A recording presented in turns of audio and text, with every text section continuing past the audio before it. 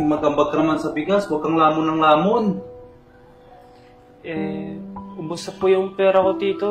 Tsaka po, nakapagbigay na po ako sa'yo nung nakarang araw, di ba po? Nahanap mo pa yon?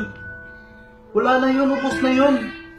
Totoo nga kulang na kulang pa yung binibigay mo para sa pinapatirahan namin dito. Dito sa Pinas, pag undergraduate ka lang, malabo ka nang yumaman. Paano? Yung minimum na sahod dito parang pang snacks na lang. Taas ng bilihin pero mababa ang pasahod. Kaya pag undergrad ka, matik, mababa na ang tingin nila.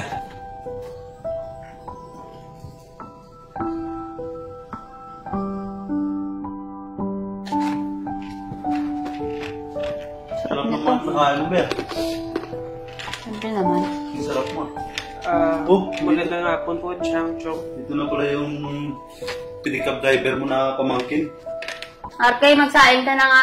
Saka yung mga pinagkainan namin, hugasan mo Hugasan mo. Nakatambak na kasi dun Tsaka ito, ligpit mo na yan. Ano magligpit dito mamaya, tapos yung mga ano ko doon, ikaw na maglaba, ha? Na, Richard!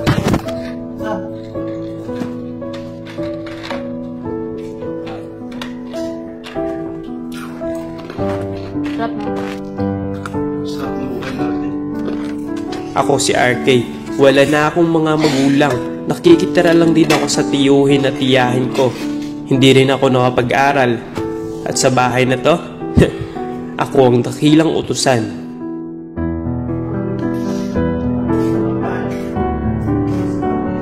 Ay, sarap ng tulog ko. Morning. Hindi na, sarap ng tulog mo. Tabi. Nasaan na ba si RK? Ito umaga po dito. Tulog umaga. Mamasada na po ako. RK, siguraduhin mo bago ka umalis, nalinisan na yung buong bahay Saka nakapagluto ka na ba ng pang-almusal namin? Tapos sa po, Tita, nandun na po sa kabilang sala po. Sige. Pala. Meron ka na bang pera? Magambag ka naman sa bigas. Huwag kang lamon ng lamon. Ubos na po yung pera ko, Tito. Tsaka po, nakapagbigay na po ako sa'yo nung nakarang araw, di ba po? Nahanap mo pa yon? Wala na yun. Ubos na yun.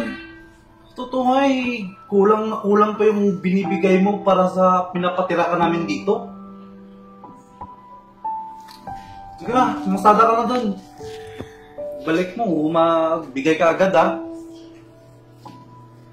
Bakit pa kasi nagpapasada yan?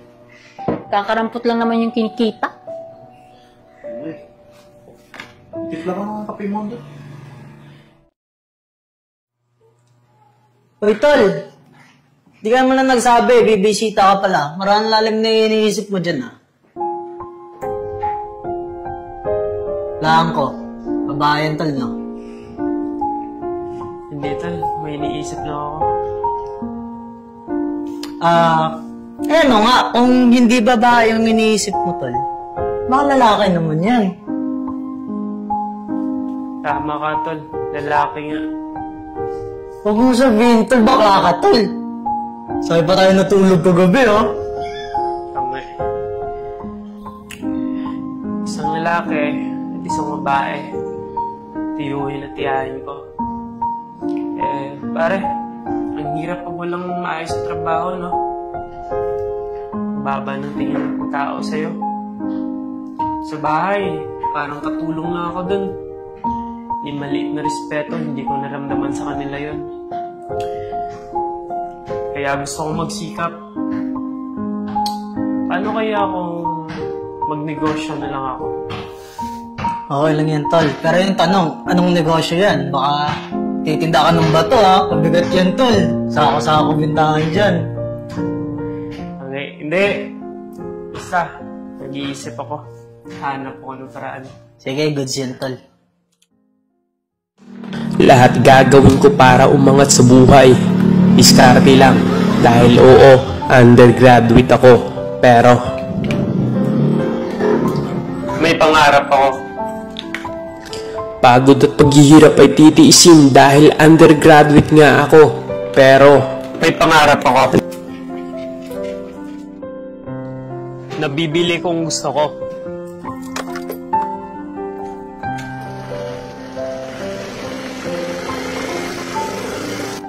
Ang daming pang-api at pangmamaliit ang pinagdaanan pero lahat yan ay kayang lampasan at aking papatunayan na oo, undergraduate nga ako.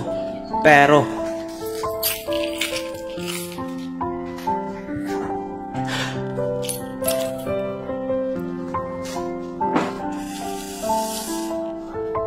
yayaman ako.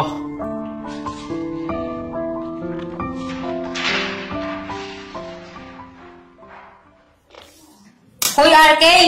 Tulog-tulog ka lang dyan ah! Asan yung pera? Yung motor? Gabi ka na umuwi, tapos tulog-tulog ka lang dyan? Magsahin ka na! Nagugutom na yung mga tao dito! Opo.